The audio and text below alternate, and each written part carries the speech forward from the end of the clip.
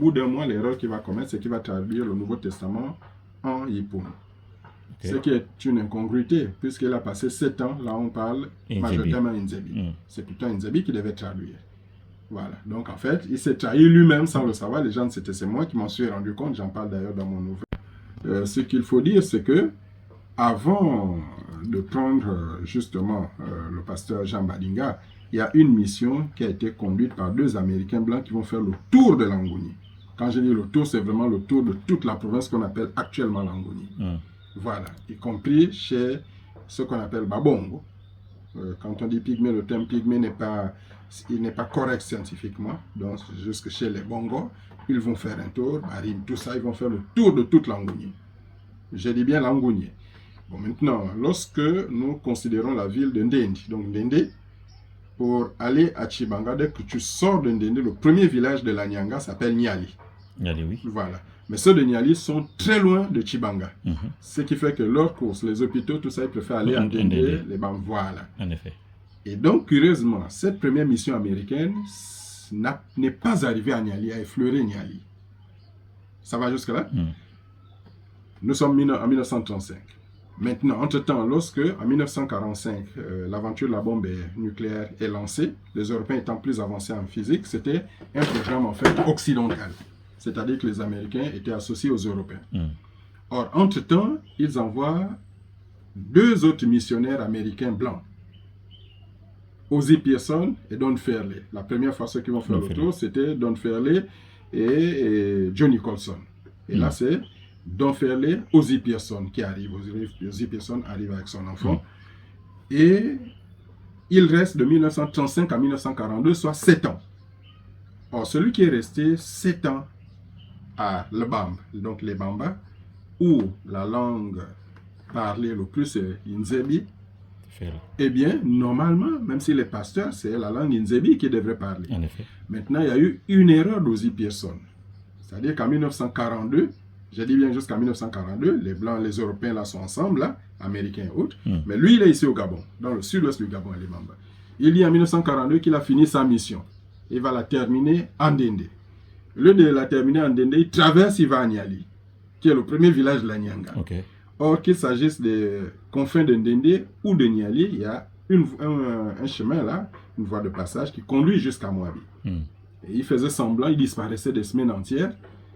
Il faisait semblant d'aller à la chasse. En fait, il allait à Moabi, justement, puisqu'ils avaient appris le Ponou pendant plus de 15 ans, plus de 20 ans, qu'il parlait couramment. Et cela lui a été facile, justement, d'apprendre le jeu, justement, que nous avons récité en amont, d'en connaître la signification et puis de rentrer dans la préparation, justement, des armes, de l'arme nucléaire sous ces 2 formes-là, Kumbol et Kumbolitemu. Voilà. Maintenant, curieusement, je dis bien, nous sommes en 1937, 1942, il arrive, au bout d'un mois, l'erreur qu'il va commettre, c'est qu'il va traduire le Nouveau Testament en Yipun. Ce qui est une incongruité, puisqu'il a passé 7 ans, là on parle majoritairement Nzebi. C'est plutôt Nzebi qui devait traduire. Voilà, donc en fait, il s'est trahi lui-même sans le savoir. Les gens, c'est moi qui m'en suis rendu compte, j'en parle d'ailleurs dans mon ouvrage.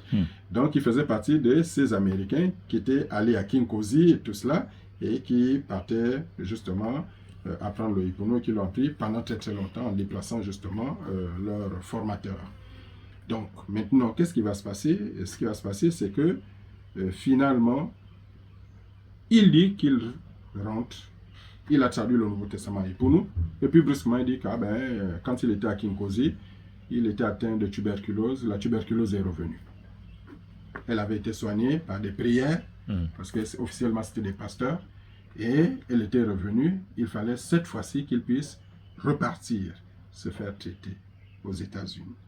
Bon, dans mon livre La physique atomique mondiale inventée à Moabiloum, j'explique aussi pourquoi est-ce que Albert Schweitzer a obtenu le prix Nobel de la paix. Il n'y avait pas de guerre ici.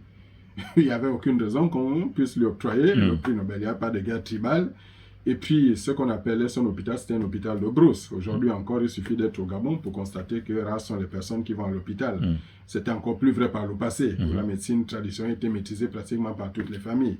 Donc, finalement, c'est Schweitzer qui va signer le faux document médical qui attestait que Ozzie Pearson était bel et bien atteint de tuberculose. Malheureusement, là, il y a une erreur qui va se passer. Il y aura un problème de coordination peut-être quand Ozzie Pearson rentre aux États-Unis, eh bien, les États-Unis envoient une dépêche en Afrique équatoriale. Ils disent que Ozzie Pearson, dès qu'il est arrivé aux États-Unis, il est mort d'une invasion de filaire. Opposition totale avec la tuberculose de départ. Parce que les filaires, ça fait des pustules, des boutons et tout ça. Ça n'existait pas quand il est arrivé. Et donc, là-bas, on s'est rendu compte que, bon, enfin, on a inventé quelque chose. Comme on était sûr qu'à l'époque, on ne pouvait pas s'intéresser à tout ça, on oubliait qu'avec la recherche, avec le temps, un Gabonais, un Africain, justement, pouvait examiner ces questions-là de très près. Voilà. Donc, une invasion de filaire. Et puis, on nous dit qu'il est mort 3 jours après. Maintenant, ce qui paraît curieux, c'est que les Américains, ai-je dit au départ, donc d'après justement Kevles, ok, les physiciens, histoire de la profession qui a changé le monde, ok, The Physicist, donc le fameux ouvrage là, eh bien, d'après lui, les Américains étaient nuls en physique, donc il n'y avait, jusqu'aux années 20, donc il n'y avait aucune raison pour eux de quitter un programme piloté par les Européens qui étaient plus avancés. Voilà.